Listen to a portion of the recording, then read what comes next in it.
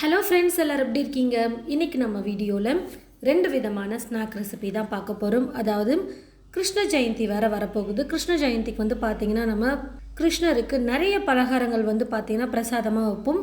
அந்த வகையில் இன்றைக்கி நம்ம முறுக்கு தட்டை எப்படி செய்கிறதுன்னு பார்க்க போகிறோம். கண்டிப்பாக ரொம்ப ஈஸியான மெத்தட் தான். ரொம்ப சிம்பிளாக இருக்கிற மாதிரி எல்லாரும் ட்ரை பண்ணக்கூடிய அளவுக்கு, அதுவும் சீக்கிரமாக செய்யக்கூடிய அளவுக்கு இந்த 2 ரெசிபியுமே இருக்கும். வாங்க இப்போ முறுக்கு தட்டை எப்படி செய்கிறதுன்னு பார்க்கலாம். பொட்டுக்கடலையும் அரிசி மாவையும் ஒரே கப்பில் தான் நம்ம அளந்து எடுத்துக்கணும். நீங்கள் எந்த கப் வேணாலும் எடுத்துக்கலாம். எந்த கப் எடுக்கிறீங்களோ அதே கப்பில் பொட்டுக்கடலையும் அரிசி மாவையும் அளந்துக்கிட்டால் போதும். நான் இப்போது 1/4 கப் அளவுக்கு பொட்டுக்கடலை எடுத்து வச்சுருக்கேன். இந்த கப்போட சைஸ் பார்த்தீங்கன்னா 250 மில்லி கப் சைஸ் தான். இதில் 1/4 கப்பு பொட்டுக்கடலை எடுத்திருக்கேன். ரொம்ப அதிகமாக எடுத்துடக்கூடாது. 1/4 கப்பு கரெக்டாக பார்த்து அளந்து எடுத்துக்கோங்க. இப்போ இந்த பொட்டுக்கடலையை ஒரு மிக்சி ஜாரில் சேர்த்துட்டு நல்லா நைஸாக பவுடராக அரைச்சி எடுத்துக்க போகிறேன். நல்லா நைஸாக பவுடராக அரைச்சி எடுத்துக்கிட்டேன் பொட்டுக்கடலையை. இப்போது ஒரு சல்லடை வச்சு இந்த பொட்டுக்கடலை பொடியை சலிச்சிக்கலாம்.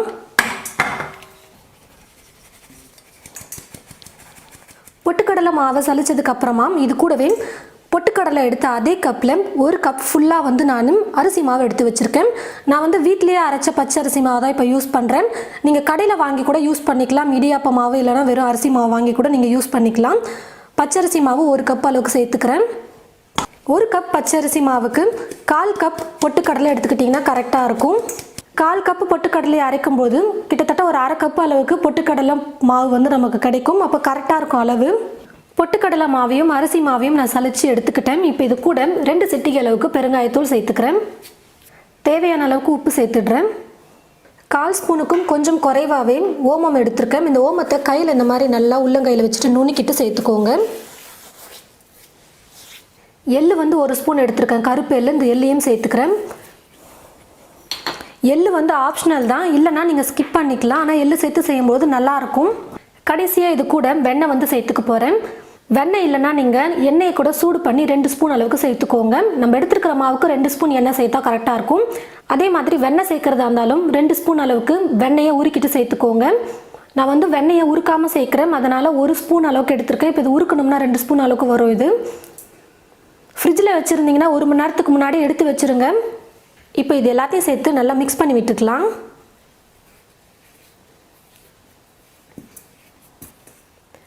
எல்லாத்தையும் சேர்த்து நல்லா கலந்து கொடுத்துட்டேன். இப்போ கொஞ்சம் கொஞ்சமாக தண்ணி சேர்த்து நம்ம மாவு பிசைஞ்சிக்கலாம்.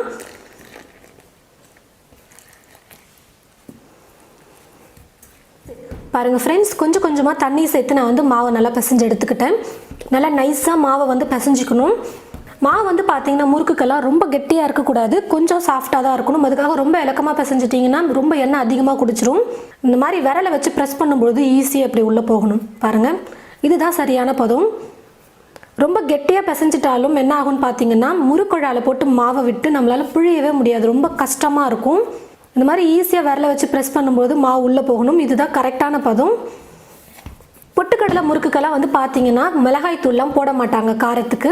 இப்படி தான் செய்வாங்க. ஒருவேளை உங்களுக்கு காரம் வேணும் அப்படின்னு நினச்சிங்கன்னா மிளகாய் தூள் கூட சேர்த்துக்கலாம். ஆனால் பர்ஃபெக்டாக பொட்டுக்கடலை முறுக்கு செய்யணும் அப்படின்னா மிளகாய் தூள்லாம் சேர்க்க மாட்டாங்க. நிறைய பேர் மிளகாய் தூள் போடாமல் முறுக்கு செஞ்சால் கேட்குறீங்க, காரமே இருக்காதே அப்படின்னு சொல்லிட்டு. ஆனால் பொட்டுக்கடலை முறுக்கு, உளுந்து முறுக்கெல்லாம் பார்த்தீங்கன்னா காரம் சேர்க்க மாட்டாங்க. அதுக்கு பதிலாக தான் நம்ம ஓமம் சேர்க்குறோம். அந்த ஓமத்தில் கொஞ்சம் லைட்டாக காரத்தன்மை இருக்கும். அதுவே கரெக்டாக இருக்கும். ரொம்ப காரமெல்லாம் இருக்காது. இப்போ மாவை பிசைஞ்சாச்சு. இப்போ நம்ம கடாயில் எண்ணெய் ஊற்றி வச்சுக்கிட்டோமா, எண்ணெய் காஞ்சிரும். முறுக்கு செய்ய ஆரம்பிச்சிடலாம். உங்களுக்கு முறுக்கு செய்யறதுக்கு எந்த டிசைன் பிடிச்சிருக்கோ நீங்கள் அந்த டிசைன் எடுத்துக்கலாம். நான் நார்மலாக இருக்கிற டிசைன் தான் எடுத்திருக்கேன். முள்ளு முறுக்கு மாதிரி வேணுனாலும் நீங்கள் அந்த டிசைன் கூட எடுத்துக்கலாம். எப்போவுமே முறுக்குழால எண்ணெயை தடவிட்டு அதுக்கப்புறம் தான் மாவு போட்டு நம்ம பிழியணும். அப்போ தான் கொஞ்சம் ப்ரெஸ் பண்ணுறதுக்கு ஈஸியாக இருக்கும்.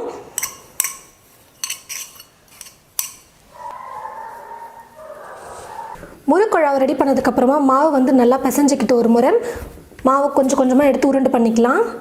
மாவு காயக்கூடாது. அதனால் மேலே ஒரு துணி அப்படி இல்லைனா தட்டு போட்டு மூடி வச்சுருங்க. இந்த மாதிரி கொஞ்சம் கொஞ்சமாக மாவை எடுத்து நல்லா இப்படி உருட்டிக்கணும்.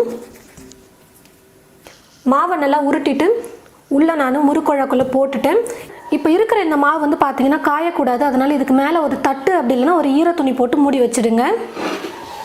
இப்போ இந்த மாதிரி ஒரு கரண்டி எடுத்துக்கிட்டு இந்த கரண்டி பின்னாடி எண்ணெயை நல்லா தடவி விட்டுடுறேன். மாவு இதுக்கு மேலே தான் நம்ம பிழிஞ்சு எண்ணெயில் போட்டு சுட்டு எடுக்க போகிறோம். ஒரு சிலருக்கு நல்ல பழக்கம் இருக்கும். அவங்க எண்ணெயிலே சுற்றி விட்டுருவாங்க முறுக்கு. அதே ஒரு சிலர் வந்து புதுசாக இப்போ தான் ஃபஸ்ட் டைம் ட்ரை பண்ணுறேன், எனக்கு அதிக பழக்கம் இல்லை அப்படின்னும் போது இந்த மாதிரி நீங்கள் கரண்டி பின்னாடி எண்ணெயை தடவிட்டு மாவை இப்போது இந்த கரண்டி பின்னாடி இப்படி பிழிஞ்சு விட்டுட்டு நம்ம முறுக்கு செய்ய ஆரம்பிச்சிடலாம்.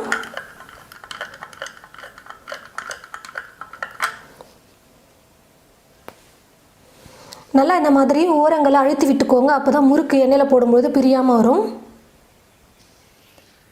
கடாயில் எண்ணெய் ஊற்றி வச்சுட்டேன். எண்ணெய் வந்து பார்த்தீங்கன்னா நல்லா காஞ்சிருச்சு. கொஞ்சம் மாவு எடுத்து போட்டு பாருங்கள் எண்ணெயில்.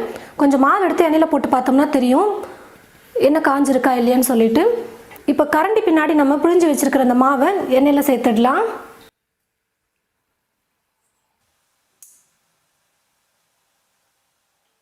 கொஞ்சம் லைட்டாக வெந்ததுக்கப்புறமா கரண்டி வச்சு திருப்பி கொடுத்துக்கலாம். நான் இந்த ஓரங்கள் வந்து பாருங்கள் கொஞ்சம் லைட்டாக ப்ரெஸ் பண்ணாதனால இந்த மாதிரி பிரிஞ்சு வந்துருச்சு முறுக்கு. நல்லா ப்ரெஸ் பண்ணி விட்டுட்டோம்னா நல்லா ரவுண்டாக நமக்கு எப்படி சுற்றுமோ அதே மாதிரி முறுக்கு கிடச்சிரும்.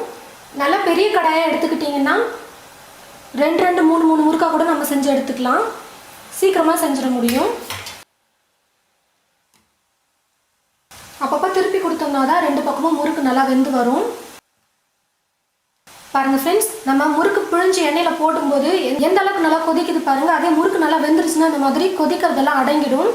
இப்போ முறுக்கு நல்லா வெந்து வந்துருச்சு, நான் எடுத்துடுறேன். இதே போல் இருக்கிற எல்லா மாவையும் நான் முறுக்கு பிழிஞ்சு எண்ணெயில் போட்டு சுட்டு எடுத்துடுறேன்.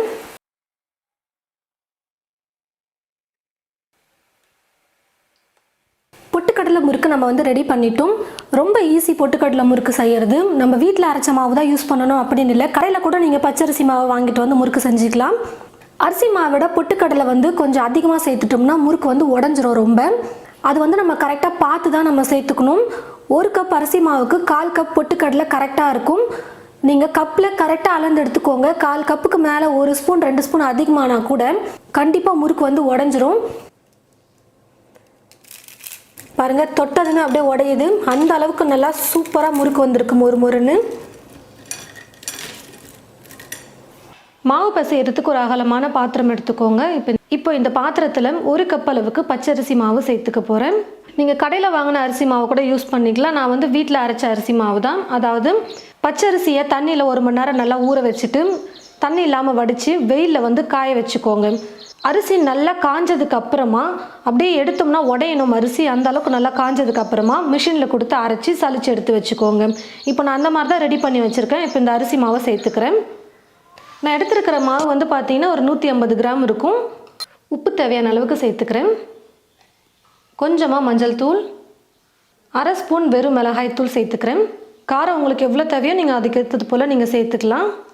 1 ஸ்பூன் கடலைப்பருப்பை எடுத்து நான் 1/2 மணி நேரம் தண்ணியில் நல்லா ஊற வச்சு எடுத்து வச்சுருக்கேன். இந்த ஊற வச்ச கடலைப்பருப்பையும் சேர்த்துக்கிறேன். பெருங்காயத்தூள் 2 சிட்டிகை அளவுக்கு சேர்த்துக்கிறேன். ஒரு 4-5 பல் பூண்டு எடுத்து இந்த மாதிரி கொஞ்சம் கொரகொரப்பாக இடிச்சிட்டு சேர்த்துக்கோங்க. கொஞ்சம் கருவேப்பிலை எடுத்து நல்லா பொடியாக கட் பண்ணி வச்சுருக்கேன், அதையும் சேர்த்துக்கிறேன். நிறைய கருவேப்பிலை போட்டு செய்யும் போது சாப்பிடும்போது சூப்பராக இருக்கும். ஸ்நாக்ஸ் சாப்பிட்றதுக்கு அவ்வளோ டேஸ்டியாக இருக்கும். 2 3 ஸ்பூன் அளவுக்கு வறுத்த வேர்க்கடலை எடுத்து வச்சுருக்கேன். அதாவது வேர்க்கடலையை வறுத்துட்டு மேலே இருக்கிற தோலை எடுத்து வச்சுருக்கேன். இந்த வேர்க்கடலையை கொஞ்சம் ஒன்றும் பாதியமாக இது போல் இடிச்சிட்டு சேர்த்துக்கலாம். ஒரு சின்ன தாளிப்பு கரண்டியில் ஒரு 2 ஸ்பூன் அளவுக்கு எண்ணெயை சேர்த்துட்டு நல்லா சூடு பண்ணி எடுத்து வச்சுருக்கேன். இந்த சூடான எண்ணெயை இப்போ இது கூட சேர்த்துக்கிறேன். நம்ம எடுத்துருக்கிற மாவுக்கு 2 ஸ்பூன் அளவுக்கு எண்ணெயை சேர்த்தா போதும், கரெக்டாக இருக்கும். இப்போ எல்லாத்தையும் சேர்த்து இந்த மாதிரி நல்லா கலந்து கொடுத்துட்டு தண்ணி கொஞ்சம் கொஞ்சமாக சேர்த்து மாவு பிசைஞ்சுக்க போகிறேன். தண்ணி வந்து பார்த்தீங்கன்னா கொஞ்சம் மிதமான சூட்டில் இருக்கிற மாதிரி சூடு பண்ணி எடுத்துக்கோங்க. கொஞ்சம் கொஞ்சமாக இந்த மிதமான சுடு தண்ணியை சேர்த்து மாவு வந்து பிசைஞ்சிக்கலாம்.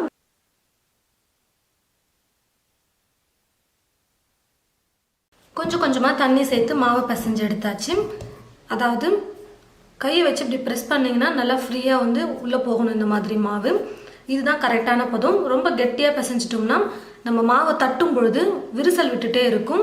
நல்லா இப்படி உருண்டை பண்ணிவிட்டு நம்ம ப்ரெஸ் பண்ணும்பொழுது விரிசல் விடக்கூடாது. அது மாதிரி நீங்கள் மாவு பிசைஞ்சிக்கோங்க. அதுதான் கரெக்டான பதம். பாருங்கள், இப்போ கரெக்டான பதத்துக்கு நம்ம மாவு பிசைஞ்சிட்டோம். இப்போ தட்டுவடை தட்டுறதுக்கு வந்து இந்த மாதிரி ஒரு கவர் எடுத்துக்கோங்க. இதில் எண்ணெயை தடவிட்டு நம்ம தட்டும்போது ஈஸியாக இருக்கும் ஒட்டாமல் எடுக்கிறதுக்கு. இந்த கவரில் முதல்ல எண்ணெயை கொஞ்சம் சேர்த்துட்டு நல்லா தடவி விட்டுட்டு அதுக்கப்புறமா மாவு வச்சு ப்ரெஸ் பண்ணிக்கலாம். அதே மாதிரி இப்போ இந்த பக்கமும் நம்ம எண்ணெயை தடவிக்கணும். இப்படி மடித்து ப்ரெஸ் பண்ணும்போது மேலேயும் எண்ணெய் இருந்தால் தான் ஒட்டாமல் நம்மளால் ப்ரெஸ் பண்ணி எடுக்க முடியும். நம்ம மாவு பிசைஞ்சு வச்சுருக்கோம் பார்த்தீங்களா, இதிலேருந்து கொஞ்சம் கொஞ்சமாக மாவு எடுத்து உருண்டை பண்ணி ப்ரெஸ் பண்ணி எடுத்துக்கலாம். உங்களுக்கு எந்த சைஸுக்கு தட்டை வடை வேணுமோ அதுக்கேற்றது போல் மாவு வந்து உருண்டை பண்ணி எடுத்துக்கோங்க. இந்த மாதிரி உருண்டை பண்ணி இப்படி வச்சுட்டு இதுக்கு மேலே திரும்பவும் இந்த கவரை போட்டு இப்படி மூடிட்டு கீழே வந்து நல்லா இப்படி ஃப்ளாட்டாக இருக்கிற மாதிரி ஒரு பாக்ஸோ இல்லை ஒரு தட்டோ எடுத்துக்கோங்க. அதை வச்சு இப்படி ப்ரெஸ் பண்ணோம்னா அழகாக நம்மளால் ப்ரெஸ் பண்ணி எடுக்க முடியும்.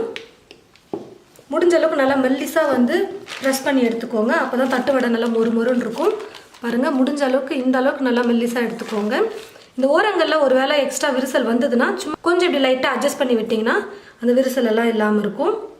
இந்த மாதிரி தட்டி தட்டி நீங்கள் ஒரு காட்டன் துணி தண்ணியில் போட்டு நல்லா ஈரம் இல்லாமல் பிழிஞ்சு எடுத்து வச்சுட்டு அதில் போட்டு வச்சுட்டு அதுக்கப்புறம் எண்ணெயில் போட்டு நீங்கள் பொரிக்கலாம். ஒவ்வொன்றா நீங்கள் ப்ரெஸ் பண்ணி எண்ணெயில் போடுறதுக்குள்ளே லேட் ஆகும். நீங்கள் நல்லா ஒரு 10-20 தட்டு வடை இந்த மாதிரி ப்ரெஸ் பண்ணி எடுத்து வச்சுக்கிட்டிங்கன்னா அப்புறம் எண்ணெயில் போட்டு பொரிக்கிறதுக்கு ரொம்ப ஈஸியாக இருக்கும். காட்டன் துணி அப்படி இல்லைன்னா பரவாயில்ல, இந்த மாதிரி ஒரு மைக்கா ஷீட்டை எடுத்துகிட்டு இதில் போட்டு வச்சுருங்க. ஒரு 10 தட்டி வச்சுக்கிட்டோம்னா எண்ணெயில் போட்டு பொரிச்சு எடுக்கிறதுக்கு ஈஸியாக இருக்கும். அப்பப்போ இந்த கவரில் வந்து எண்ணெயை தடவிட்டு ப்ரெஸ் பண்ணுங்கள், அப்போ தான் ஒட்டாமல் எடுக்க முடியும்.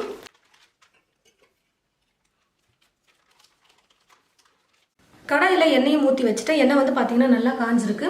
கொஞ்சமாக மாவை நீங்கள் போட்டு பாருங்கள், எண்ணெய் காஞ்சிருக்கா இல்லையான்னு தெரியும். எண்ணெய் நல்லாவே காஞ்சிருச்சு. இப்போ நம்ம தட்டி வச்சுருக்கோம் பார்த்தீங்களா ஒரு பேப்பரில், அதை வந்து எடுத்து இப்போ போட்டுக்கலாம். இந்த மாதிரி தட்டி வச்சுட்டிங்கன்னா ஈஸியாக இருக்கும் எண்ணெயில் போட்டு நம்ம ஃப்ரை பண்ணுறதுக்கு. எண்ணெய் நல்லா காஞ்சதுக்கப்புறமா கொஞ்சம் லைட்டாக தீயை வந்து குறைச்சிக்கோங்க, ஃபுல்லாக வைக்காமல். ஏன்னா பார்த்தீங்கன்னா நல்லா வெந்து முறுமுறுன்னு வரணும். தீ ஃபுல்லாக வைக்கும் போது கலர் சீக்கிரம் மாறிடும். நம்ம கலர் மாறிடுச்சு வெந்திருக்கும்னு சொல்லிட்டு எடுத்துருவோம். ஆனால் சாப்பிடும் போது பார்த்தீங்கன்னா முறுமுறுன்னு இருக்காது. கொஞ்சம் லைட்டாக குறைச்சிக்கோங்க, அதுக்காக ரொம்ப குறைக்கக்கூடாது. லைட்டாக குறைச்சிட்டு குக் பண்ணிங்கன்னா நல்லா கிறிஸ்பியாக இருக்கும், வெந்திருக்கும், சாப்பிட்றதுக்கு நல்லா சூப்பராக இருக்கும். ஸ்டோர் பண்ணி வச்சு சாப்பிடலாம் 1 மாதத்துக்கு கூட. அப்பப்போ திருப்பி கொடுத்துக்கோங்க, 2 பக்கமும் நல்லா வெந்து வரும். தட்டி எண்ணெயில் இப்படி போட்டதுக்கப்புறமா பூரி மாதிரி எழும்பாமல் இருக்க ஃபோர்க் ஸ்பூன் வச்சு இப்படி சும்மா லைட்டாக அப்படி குத்தி விட்டுக்கோங்க. இந்த மாதிரி பண்ணிவிட்டு எண்ணெயில் போட்டிங்கன்னா உங்களுக்கு எழும்பாமல் வரும். நல்லா வெந்து வந்துருச்சு. நம்ம எண்ணெயில் போடும்பொழுது எப்படி கொதிச்சுட்டு இருந்தது பாருங்கள். இப்போ நல்லா கொதியெல்லாம் அடங்கி வந்துருச்சு பாருங்கள். இப்போ நான் இந்த மாதிரி ஒரு வடிகரண்டியில் எடுத்துக்கிறேன். அப்போ இருக்கிற எக்ஸ்ட்ரா எண்ணெய் நல்லா வடிஞ்சு வந்துடும். இதே போல் நம்ம தட்டி வச்சுருக்கிற எல்லா மாவையும் எண்ணெயில் போட்டு நம்ம ஃப்ரை பண்ணி எடுத்துடலாம். நல்லா டேஸ்டியாக மொறுன்னு சூப்பராக நம்ம தட்டு வடை ரெடி பண்ணிட்டோம். ரொம்ப ஈஸியான மெத்தட் தான். நம்ம வந்து வீட்டில் மாவு அரைச்சி அப்படியெல்லாம் செய்யணும்னு கூட இல்லை. நீங்கள் கடையில் அரிசி மாவு வாங்கிட்டு வந்து கூட நீங்கள் டக்குன்னு செஞ்சுக்கலாம். நல்லா மொறுன்னு சூப்பராக தட்டு வடை ரெடி பண்ணியாச்சு பாருங்கள். நல்லா மெல்லிஸாக தட்டி இருக்கிறதுனால நல்லா மொறுன்னு வந்திருக்கு. சாப்பிடவே அவ்வளோ சூப்பராக டேஸ்ட்டாக இருக்கும். கருவேப்பிலை வேர்க்கடலைலாம் நம்ம போட்டிருக்கிறதுனால சாப்பிட ரொம்ப டேஸ்ட்டாக இருக்கும். கண்டிப்பாக இந்த 2 ரெசிபி உங்களுக்கு பிடிச்சிருக்கும்னு நினைக்கிறேன். நீங்கள் வரக்கூடிய கிருஷ்ண ஜெயந்தி அன்னைக்கு உங்களுடைய வீட்டில் கிருஷ்ணருக்கு இந்த 2 விதமான பலகாரமும் செஞ்சு பார்த்துட்டு எப்படி இருக்குன்னு சொல்லிட்டு மறக்காமல் கமெண்ட் பாக்ஸில் வந்து கமெண்ட் பண்ணுங்கள். இந்த வீடியோவை மற்றவங்களுக்கும் ஷேர் பண்ணுங்கள். இது போல் நிறைய ரெசிபிஸ் பார்க்க தமிழ் ஃபுட் மசாலா சேனலை மறக்காமல் சப்ஸ்கிரைப் பண்ணிக்கோங்க. கூடவே பக்கத்தில் இருக்கிற பெல் ஐக்கானை கிளிக் பண்ண மறந்துடாதீங்க. தேங்க்யூ.